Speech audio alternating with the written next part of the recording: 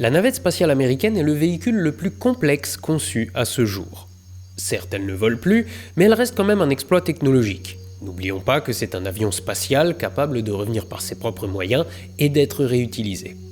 On peut diviser le véhicule en 4 éléments principaux. La navette en elle-même, le réservoir principal qui sert à alimenter ses moteurs et 2 boosters de part et d'autre de celui-ci qui sont là pour donner un coup de fouet au décollage. Attardons-nous aujourd'hui sur ceux-ci et sur la raison pour laquelle ils ont été conçus de la sorte.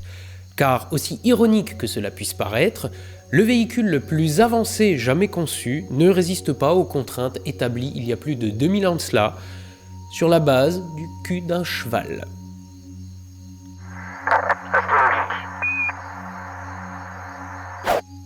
Avant de parler vol spatial, revenons quelque peu en arrière dans l'histoire du transport.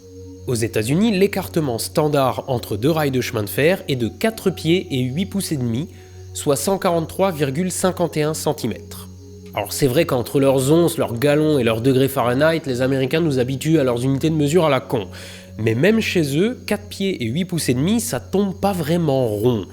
Alors pourquoi avoir adopté un tel standard ? Parce que les chemins de fer américains ont été conçus de la même façon qu'en Angleterre par des ingénieurs anglais expatriés, cette méthode ayant l'avantage de permettre l'utilisation de matériel d'import. Mais alors, pourquoi les Anglais ont utilisé un standard aussi étrange ? Parce que les premiers chemins de fer n'étaient pas ceux des trains, mais des tramways, qui eux-mêmes utilisaient ce standard. Ce qui ne répond toujours pas à la question, vous en conviendrez, mais les tramways étaient à l'origine conçus sur les mêmes châssis que les voitures. Oui, ça, c'est une voiture. Ça, c'est une automobile. Mais alors, pourquoi les voitures utilisaient cet écartement d'essieu ? Parce que c'était le plus adapté pour circuler sur les routes faites de boue ou de pavés et héritées de l'Empire romain, les fameuses voies romaines qui parcourent l'Europe. Les ornières de ces routes avaient un écartement bien précis, et pour éviter de se brinque-baller, ou pire, de casser une roue, les essieux devaient respecter l'écartement de ces ornières et donc adopter ce standard. Nous voilà déjà remontés 2000 ans en arrière, mais alors, pourquoi les Romains ont-ils choisi cet écartement pour leurs essieux ? Les chariots romains étaient tirés par 2 chevaux qui devaient pouvoir galoper côte à côte sans se rentrer dedans. Pour être raisonnablement stable, le chariot ne devait pas rouler dans leurs traces, ses roues se trouvant donc légèrement à l'extérieur. Nous voilà donc revenus au standard des chemins de fer américains. 4 pieds et 8 pouces et demi, c'est ce qu'il fallait 2000 ans plus tôt pour concevoir un chariot en se basant sur la largeur du cul de 2 chevaux. Mais revenons à notre navette. Ces boosters étaient conçus par la société Thiokol et assemblés dans l'Utah. À usage unique, ces boosters étaient acheminés en Floride pour l'assemblage du vaisseau avant chaque lancement. Par train.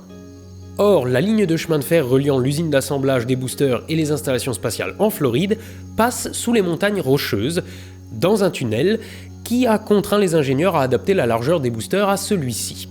Et ce tunnel est légèrement plus large que la voie de chemin de fer, qui est elle-même large comme 2 arrière-trains de chevaux.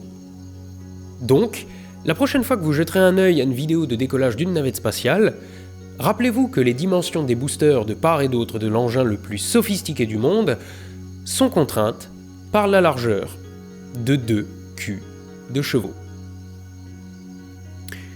Et cette histoire est fausse. Putain, mais alors tu t'étouffes plus du tout avec la subtilité, toi. Cette histoire, je l'ai lue un nombre incalculable de fois sur les internets, et peut-être bien que vous aussi. On la retrouve copiée mot pour mot un peu partout, adaptée d'un équivalent en anglais. Elle plaît, elle nous plaît, parce qu'elle connecte ensemble des anecdotes marrantes et nous permet de taper sur l'absurdité de l'administration, incapable d'évoluer en 2000 ans. Mais je le répète, elle est fausse. Donc reprenons dans l'ordre chronologique. Les Romains avaient bel et bien des véhicules à 2 chevaux et probablement tout un tas de standards dans leur conception, mais vous savez qui n'en avait pas ?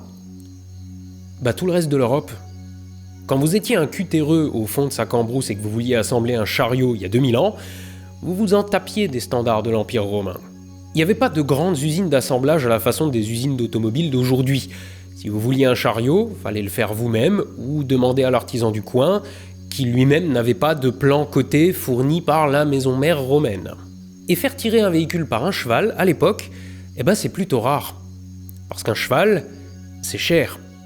Donc on va plus fréquemment atteler un âne, un bœuf, ou 2, et adapter le véhicule aux besoins, de la petite charrette à la grosse voiture. Le résultat, c'est, exactement comme aujourd'hui, des ornières assez aléatoires sur les routes. Oui, parce qu'à certains endroits, quand les mêmes véhicules sortis du même atelier passent sans discontinuer, on trouve bien ce genre de marque dans la route, mais ça reste rare et localisé. Les ornières qu'on voit sur les vieilles routes pavées sont plutôt mal définies, notamment parce que chaque véhicule a sa trajectoire légèrement différente du précédent.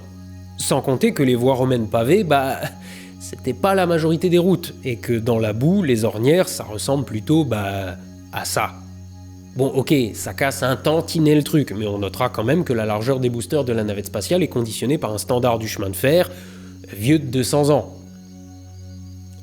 Ou pas. Car cet écartement de 4 pieds et 8 pouces et demi est loin d'être un standard évident. Les écartements en usage dans le monde vont de 38,1 cm pour de petites voies industrielles à 3 mètres pour les voies super lourdes. Dans les années 1850, l'écartement de certaines lignes d'Angleterre était de 2,14 m. Aujourd'hui, le standard est effectivement de 143 cm5, mais ça a surtout à voir avec le trafic entre Liverpool et Manchester et la guerre de sécession. Ce standard devait être à l'origine de 142 cm, mais pour limiter les frottements dans les virages, l'ingénieur qui a mis au point ce chemin de fer ajouta 1,5 cm. Or, la ligne qu'il conçut reliait Liverpool à Manchester à partir de 1830. Et il se trouve que le trafic y devint si dense que George Stephenson, c'est son nom, fut appelé à concevoir d'autres lignes un peu partout en Europe et aux États-Unis.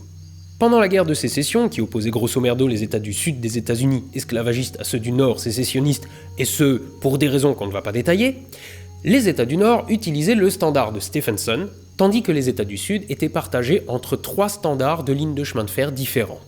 Ceci amena à de gros problèmes de logistique puisque les trains ne pouvaient pas circuler librement sur le territoire. C'est pas ce qui a causé la défaite des États du Sud, mais bon, ça a pas dû aider. Le fait est qu'après la victoire du Nord, les États vainqueurs ont décidé d'imposer leurs standards dans toute la fédération, ne serait-ce que parce qu'une taille unique de chemin de fer, c'est quand même plus pratique. Ce qui explique que le standard de Stephenson soit devenu la norme, c'est pas ses dimensions, c'est plusieurs coups de bol à la suite. Et avec les États-Unis, la France et l'Angleterre adoptant cet écartement, c'est-à-dire les 3 pays les plus gros fabricants de chemins de fer et de trains à l'époque, c'était plié pour à peu près tout le reste du monde, vu que le reste du monde était pas mal constitué de leurs colonies. Bon, on se consolera en se disant que les dimensions des boosters de la navette sont quand même contraints par quelque chose d'aussi vieux que le chemin de fer. Mais non.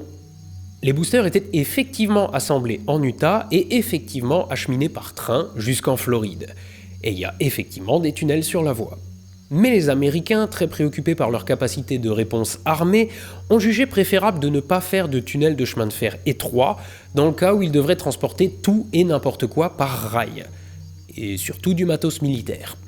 Les boosters étaient donc amenés à traverser des tunnels, mais des tunnels larges, accueillant 2 voies de chemin de fer et pas une, et pas taillés pile poil aux dimensions d'une voiture de train, mais au contraire suffisamment larges pour laisser libre cours à la démesure de la logistique américaine. Donc, loin d'égaler la largeur de 2 culs de chevaux, il mesurait 3,71 mètres de large, soit 2,5 fois plus. Est-ce que ça signifie que la navette spatiale n'était contrainte par aucun standard archaïque ? Si, en fait. Parce que ce vaisseau tout entier était conçu dans ses dimensions et ses équipements pour accueillir un équipage de 7 primates tout droit sortis à 2 pattes de leur savane et qui, il y a quelques milliers d'années seulement, savaient à peine fabriquer un chariot dont les roues étaient juste assez espacées pour laisser la place au cul de 2 chevaux. Méfiez-vous des histoires racontées sur Internet, mais n'oubliez pas pour autant de vous émerveiller de celles qui sont vraies. Levez les yeux au ciel, soyez astronogeek, et à la revoyure.